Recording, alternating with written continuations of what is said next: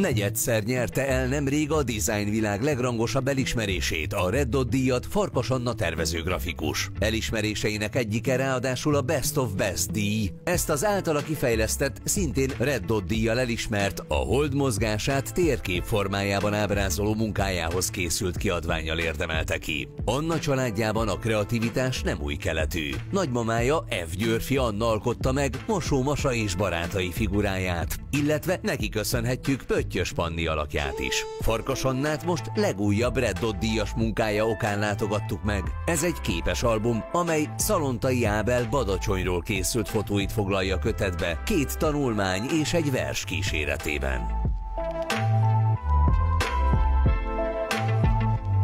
A képek sorrendjét, illetve hogy mely képek legyenek, ezt az Ábel állította össze. Vannak olyanok, amelyek komorabbak, vannak olyanok, amelyeken szinte nem is látjuk, hogy mi van a képen, annyira sejtelmes az egész. Vannak komorabb, kicsit vidámabb, áttetszőbb képek, ahol jobban átjön a napsütés vagy a napfény. Nagyon izgalmas színek vannak.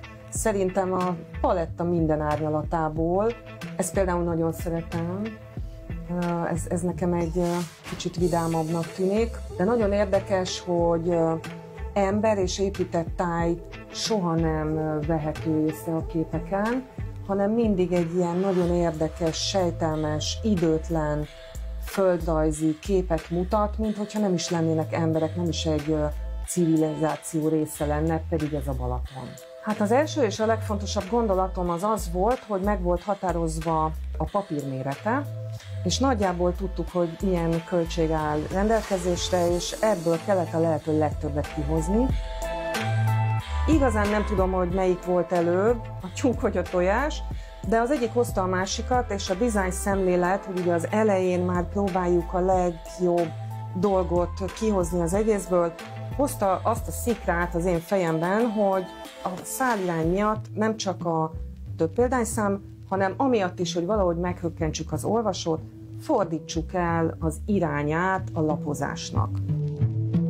És akkor született meg az az ötlet, hogy ugye egy hagyományos könyvet kinyitunk, és így elkezdünk lapozni, de mi lenne, hogyha ugye praktikumból is ezt nem így kezdenénk el lapozni, hanem így nyitnánk ki a könyvet, és utána ezeket a képeket tulajdonképpen elforgatva jelenítenénk meg a könyvben, ami például azt is eredményezi, hogy nagyon érdekesen rögtön egy interaktív animációt lát az olvasó, amikor elkezdi forgatni a könyvlapjait.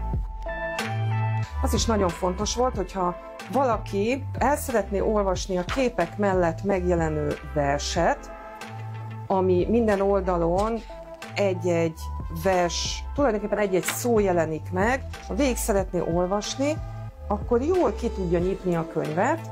Ezért készült ez a svájci brossúra kivitel, ami nagyon klasszul lehetővé teszi, hogy teljesen kinyithatóak legyenek az oldalak. Illetve az is nagyon fontos tervezési szempont volt, hogy a lapokat összefűző cérna is Balaton színű legyen, tehát ezek is, itt lehet látni, zöld cérnával készültek, abszolút hozzáadnak a látványhoz, a képekhez, a képek színéhez, illetve a Balaton vízfelületén megjelenő színárnyalatokhoz.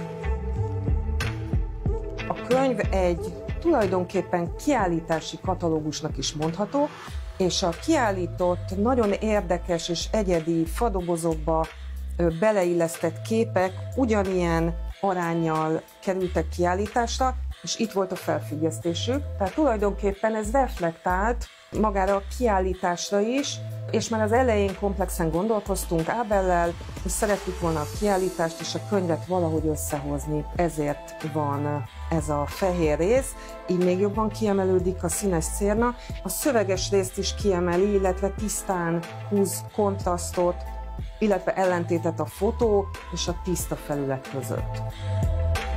Vannak elválasztó oldalak, ahol ez a kifutás nincsen, és ott a versben tulajdonképpen egy lélegzetvételnyi szünetet tart a kiadvány is, ahol csak a fehér, illetve az elmosódott fotók jelennek meg, viszont ezek a fotók mindig szinte teljesen értelmezhetetlenek, tehát itt már egyáltalán nem látszik a Badacsony, illetve az északi part sziluettje. Nagyon fontos volt, hogy ahogy megjelenik a könyv borítója, a Badacsony, ez a prégelt, tehát bemélyített felirat is pozíciójában, tehát földrajzi pozíciójában is térképészetileg a megfelelő helyen van.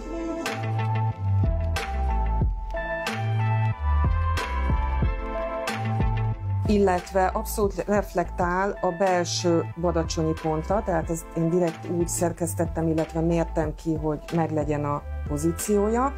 Ezek a finom vonalak pedig nem a magassági, hanem a mélységi szinteket jelölik a Balaton felszíne alatt, ahogy változnak a mélységek.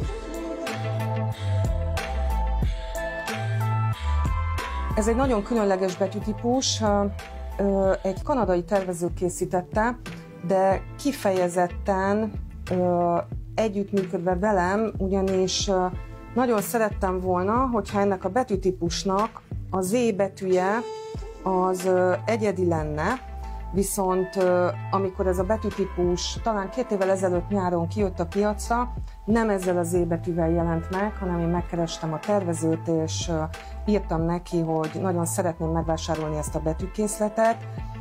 Nagyon sok változata van, vékony, vastag, szélesített, vékonyított, és szeretném használni, de úgy, hogy szeretném, hogyha az Z betű egy más vizuális formát mutatna, és megcsinálta nekem.